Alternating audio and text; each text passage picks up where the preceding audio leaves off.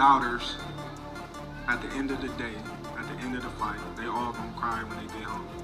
You know, and I meant that. I meant that. Listen, however they rate me, it doesn't matter. At the end of the day, we gotta fight, and I'm gonna win the fight. As simple as that. For you, I think I said this before people killed me. I said that this reminds me, and it could be like Pacquiao when he fought De La Hoya.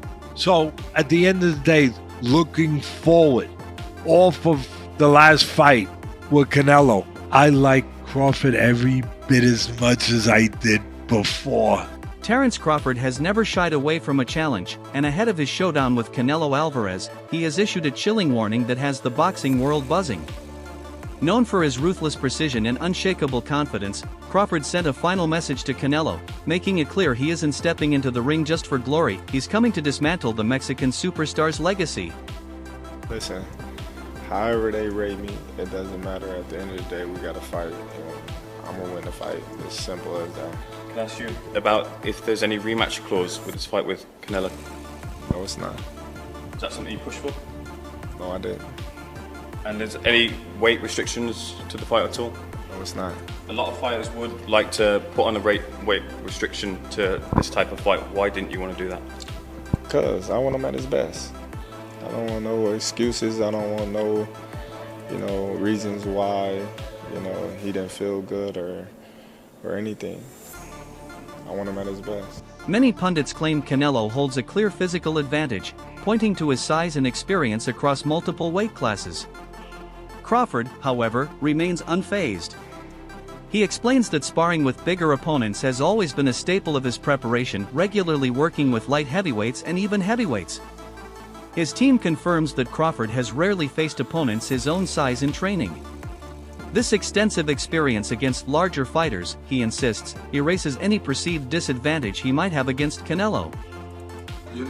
I'm gonna make all those doubters, at the end of the day, at the end of the fight, they all gonna cry when they get home. And I meant that.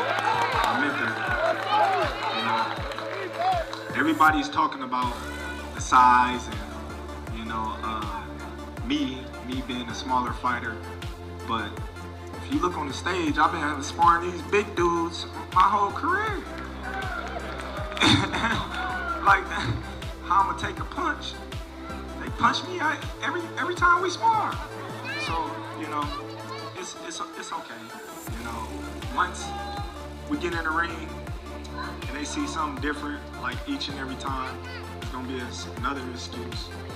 Why, the reason why Terence won and this and that and this, but I can assure you, I'm gonna be victorious, and after that, we're gonna have another parade. Crawford revealed that he personally reached out to Saudi power broker Turki Al-Sheikh to make the Canelo fight a reality. Al-Sheikh played a crucial role in bringing the bout to life, securing the lucrative deal set to unfold this September. At no point did Crawford hesitate about the weight jump, he embraced it with confidence, brushing off concerns about Canelo's size advantage.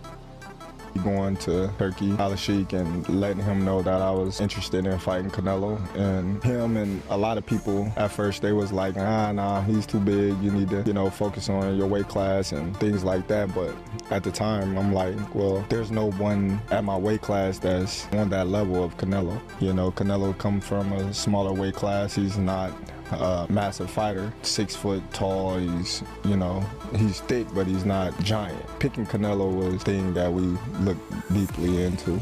Crawford stresses that he never takes an opponent lightly, regardless of their name or reputation. Every fight, he says, demands 100% preparation. He refuses to underestimate anyone and approaches every bout with the same intensity and discipline, treating each one as the biggest of his career. His razor-sharp focus, conditioning, and strategy have become trademarks of one of boxing's most technically gifted fighters, and they'll be on full display against Canelo.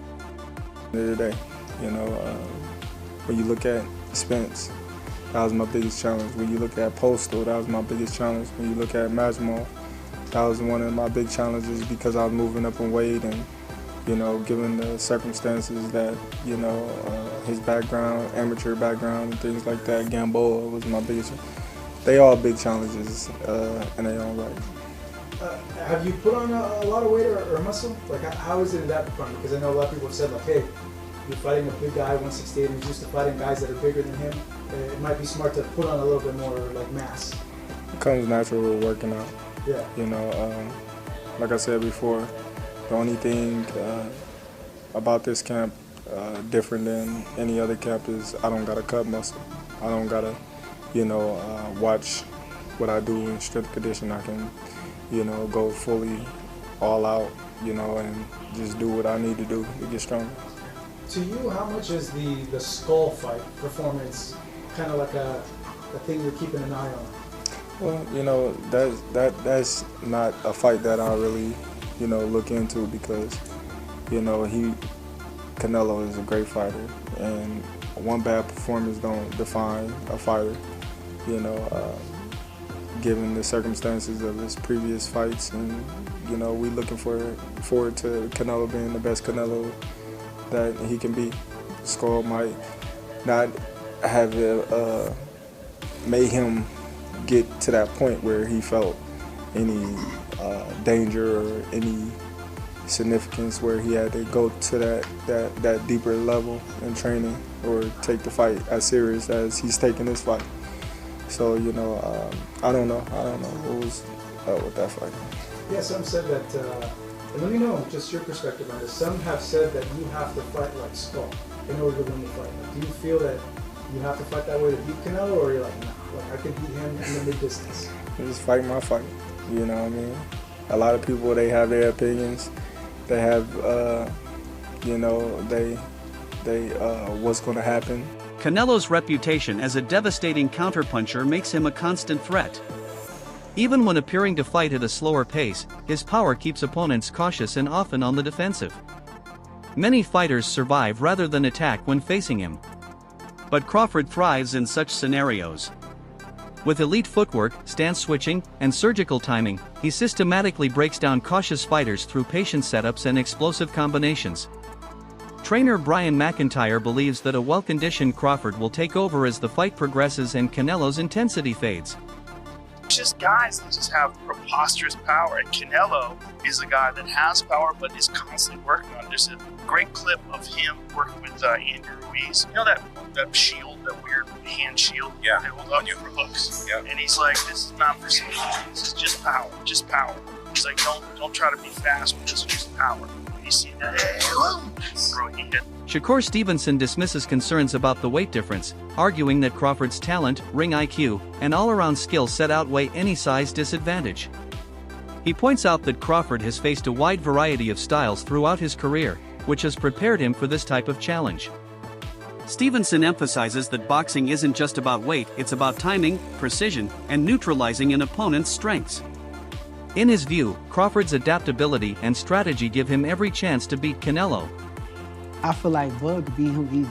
How though? What are your thoughts on Terence Crawford, Canelo Álvarez? Terence going up another 2 weight classes.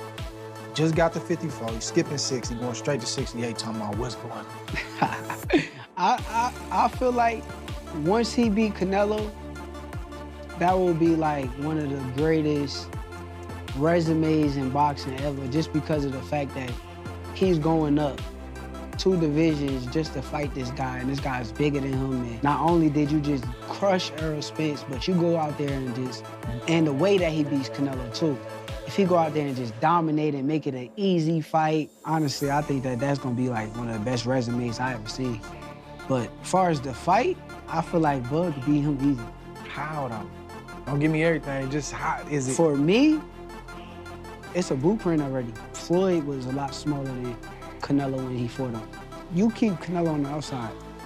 I ain't gonna even say too much, but you keep him on the outside and make it easy. Though moving up to fight a bigger man is a real challenge, Crawford's preparation shows that he hasn't just added size for appearances. Olympic bronze medalist Omari Jones notes that Crawford's added weight is functional, built through focused strength training rather than reckless bulking. Combined with his discipline and technical mastery, this positions him not just to compete, but to excel at super middleweight. Jones sees the fight as a testament to Crawford's dedication and his drive to prove he can conquer one of boxing's most dangerous champions. I mean, he's pretty big, You don't think that's going to be a disadvantage for him in this fight? No, it looked like he put it on the right way. You know, the nutrition, the you know, like I said, the training. You know, Crawford, he trains hard, so I feel like, I know they say he probably went up to like 185, so he has to lose that weight. But I think if he did it the right way, which I know he did, he'll be successful in September. And I know, like we discussed earlier, you know, we talked with your pro debut, and now you're 3-0. Your last fight, July 19th against Blanco, and it was actually your third win by knockout. Yes. Super proud of you. How are you feeling about your pro career so far? I'm feeling great about my pro career. I definitely feel like it's off to a great start. My pro debut in my hometown, and then I was my second fight, Atlantic City, on the Boots card, and then my third fight on the Ben Rodriguez undercard. So Matchroom and Eddie Hearn, they're putting me on these cards, shining light on me, giving me the TV time to put on for my fans, and I feel like I've been doing that. Some analysts have questioned the quality of Canelo's recent victories, noting a trend toward low action, tactical bouts rather than dominant, decisive wins. His unanimous decision over William Skull in Riyadh, for instance, featured just 152 punches thrown, his second lowest total in a 12-round fight since CompuBox began tracking data. Crawford, by contrast, brings a dynamic, versatile style.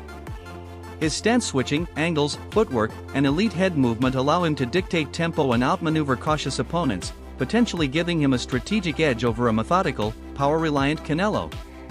Knocks him the hell out. We see Inoue against lesser competition. He knocks him the hell out. Canelo doesn't finish these guys, and he doesn't look good beating them. You know, shout out to the judges.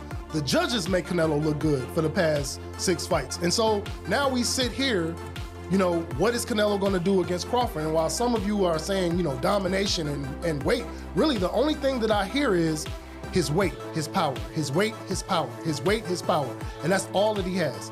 But when I get to talking about Crawford, we'll dive into that. Well, to Byron's point, the last quality, super quality fight that Canelo had was against Dimitri Bivol, and we all know what happened with that.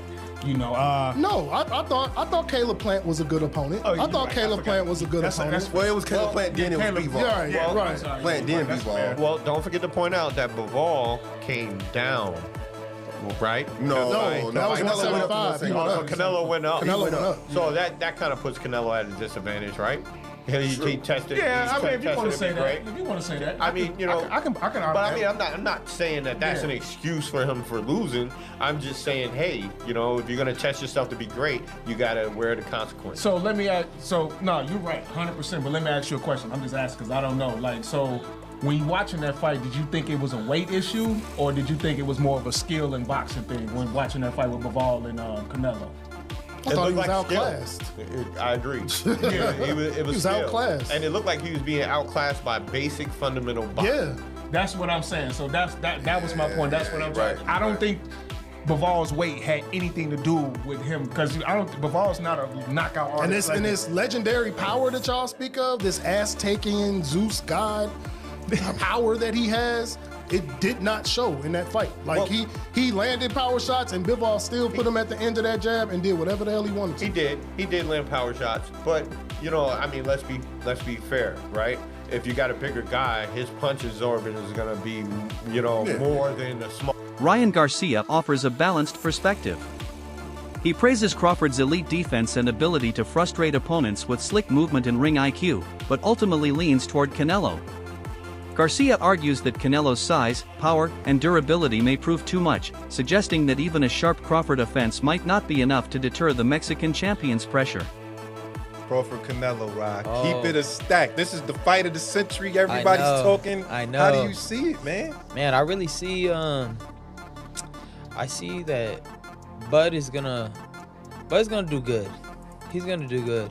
But I don't think he's gonna win. But I do see Bud like getting a lot of punches off, being able to tag Canelo with single shots, but they have no effect. That's the thing.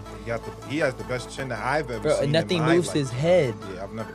So I seen one time Triple G hit him and he kind of like, and then he's right back on it. Bro, that's the thing. Like, I know he's gonna be able to hit Canelo because I've seen Canelo in sparring where he like, not that he's getting hit. Well, he is getting hit, but it's so ineffective that what he's doing is just he imposing himself too well, and I see that happening. Yeah. Like, don't get me wrong, Crawford is a great fighter. I think he's one of the best. I just think that he's fighting a little bit more than he could chew. But you never know. If anybody can do it, it could be Crawford. You know, I do see him, like, when he fights, I'm like, damn, how do you beat this guy? You know, he could do it all. He could box, he could bang, he could, you know, step on the gas when he needs to. He could, you know, he could do everything. The only thing I see is sometimes he gets cracked with some crazy ass shots, but other than that, I mean, he's really one of the most complete fighters I've seen in my life. Crawford's new physique has turned heads leading into the fight. His recent social media posts reveal a noticeably more muscular frame, defined abs, broader shoulders, and an overall stronger build. Observers see this as a sign that Crawford isn't simply coming in undersized but is physically prepared to endure the demands of fighting a naturally bigger opponent. What's good, YouTube? It's your boy, Blue Blood Sports TV, and I'm back at y'all with another one. So y'all see it, man. Terence Bud Crawford is absolutely ripped, absolutely shredded. What looks to be about 175. Now he fights next Saturday, a week out from the fight. It's a week out from the weigh-in, so I'm sure that you look at Terence Bud Crawford right there, and you see he is absolutely shredded right there. And this is a week before the weigh-in, right? So I'm pretty sure he's probably weighing about 174, something of that magnitude, maybe about 173. 175 is probably the max he is at right now, because obviously the weight is at 168 and he's a week out. So he might be around 173, drop 5 pounds next Friday for the weigh-in. Reinforcing this point, Omari Jones again highlights that Crawford's weight gain was strategic, enhancing performance rather than simply adding bulk. This combination of physical refinement and technical skill shows that Crawford is not merely testing himself at super middleweight, he's positioning himself to dominate. I mean, listen, let's call a spade, right? When you get bigger, you do slow down a little bit, but that doesn't mean he's going to be ineffective at that weight. I think it's a bona fide good point to make. Sometimes it does wind up that way, but I'll give you Roy Jones Jr. You know, Roy Jones Jr. Put on weight, was muscular as he moved up the weight classes, and it didn't affect him. Good old Manny Pacquiao did the same thing, you know. So you know, there's times where it affects, and there's times where, you know, I guess if you put it on the right way. Only Crawford knows it because the way he's training, right? Because you're going to be sparring with this added weight. You're going to be doing the boxing training with this added weight. So you're going to know how to, you know, maybe taper it down if you need to, or keep it going. Max Kellerman offers a sharp technical breakdown, emphasizing that Crawford's jab is one of the most accurate and effective weapons in boxing today, crisp, perfectly timed, and fight-controlling. He notes that Canelo's jab, once a potent tool, has declined in recent years, giving Crawford an edge in range and scoring. Kellerman also praises Crawford's ability to make mid-fight adjustments and exploit openings others might miss, suggesting that such advantages could be the difference when two elite minds clash. Crawford. Best defense. Crawford. Nowadays, Crawford. I would say early in the fight, Canelo, and earlier in his career, Canelo, but he hasn't been that kind of fighter in recent years.